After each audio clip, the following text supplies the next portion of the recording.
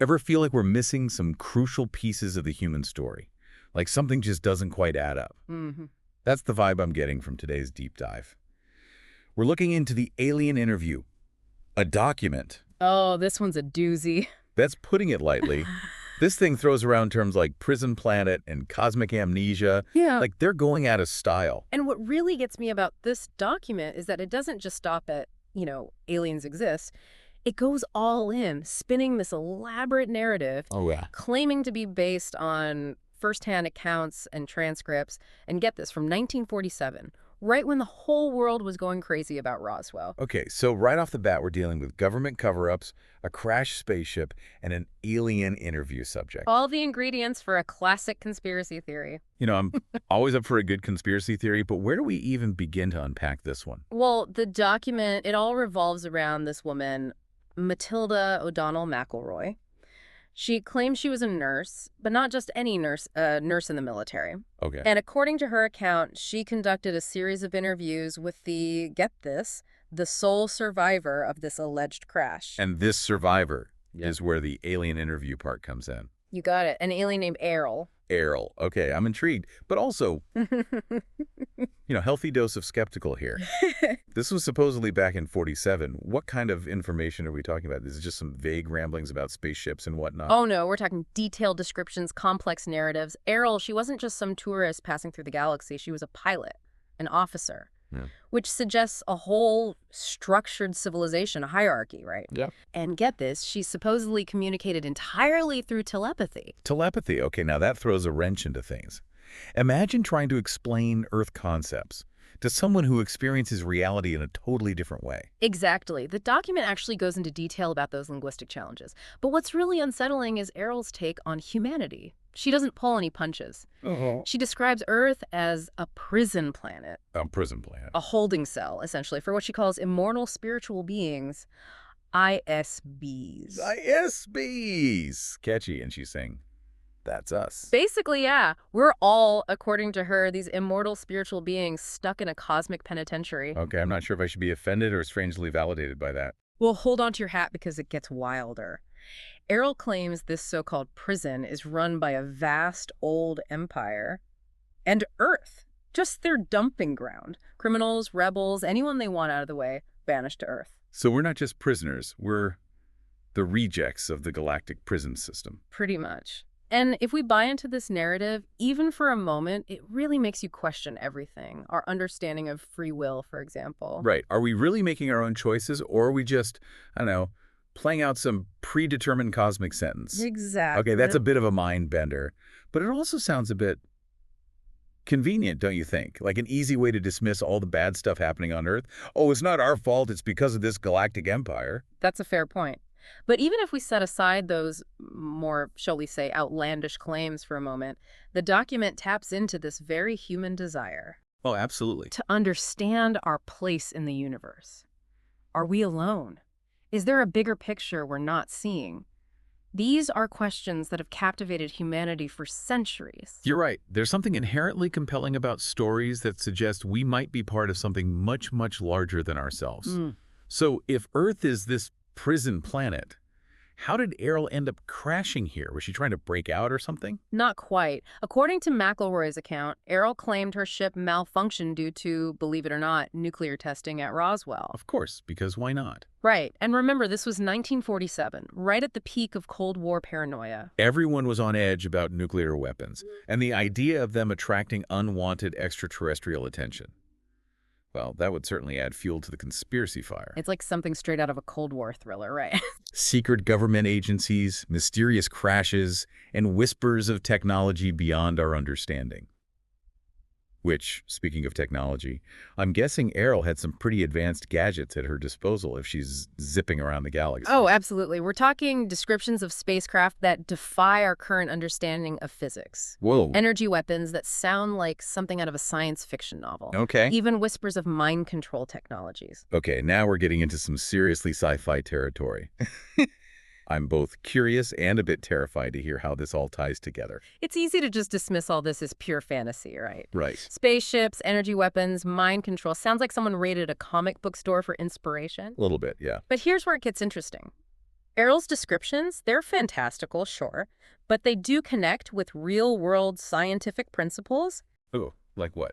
Well, for example, she talks about harnessing energy from what she calls the fabric of space. The fabric of Yeah, space. it sounds pretty out there, but that concept, it actually resonates with modern physics, the exploration of things like zero-point energy, for example, or even the theoretical framework of string theory.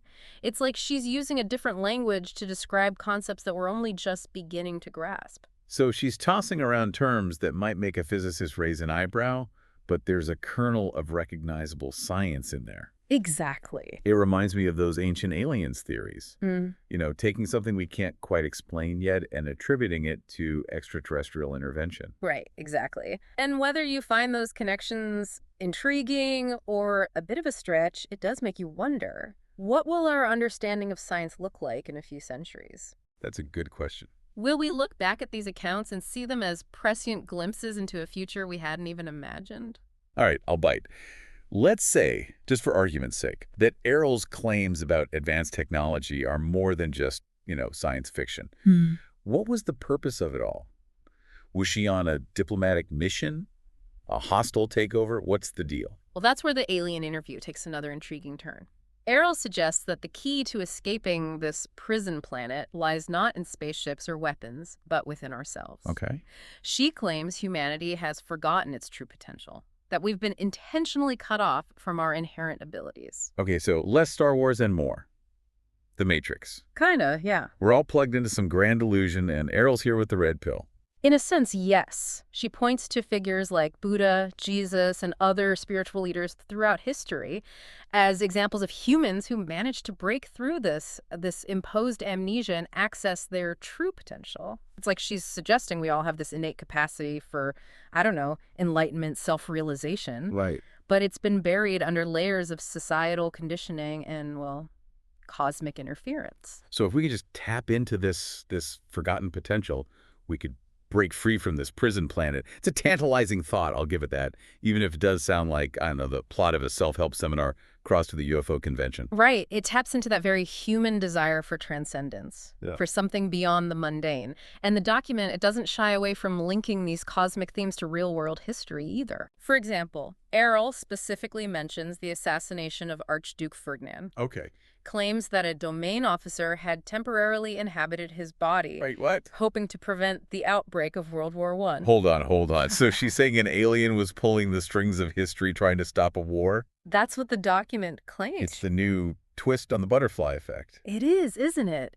And it goes on to connect these galactic players to various historical events, suggesting a hidden hand guiding the rise and fall of civilizations, shaping our understanding of everything from, I don't know, ancient architecture to the invention of the printing press. Wow. It's a lot to take in. It really is. And frankly, it's difficult to separate, genuine historical analysis from pure speculation in this document. It does feel like we're wading into some murky waters here.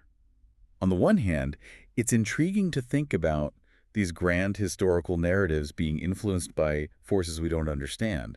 But on the other hand, it's easy to fall into the trap of attributing everything to some external force. Right. And neglecting the role of human agency. Like, we do have some responsibility for our own actions, right? Exactly. And that's where critical thinking comes in. We can't just accept these claims at face value. Right. But we also shouldn't just dismiss them outright.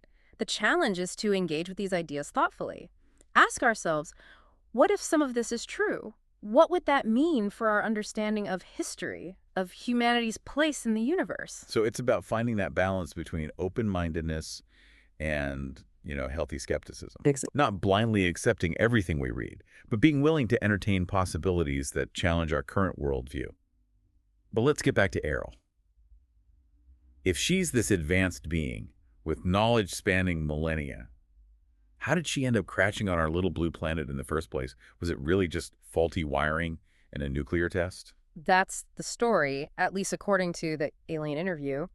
McElroy claims that Errol's ship was caught in some kind of energy surge caused by the nuclear test, disabled their cloaking device, sent them crashing down to Earth.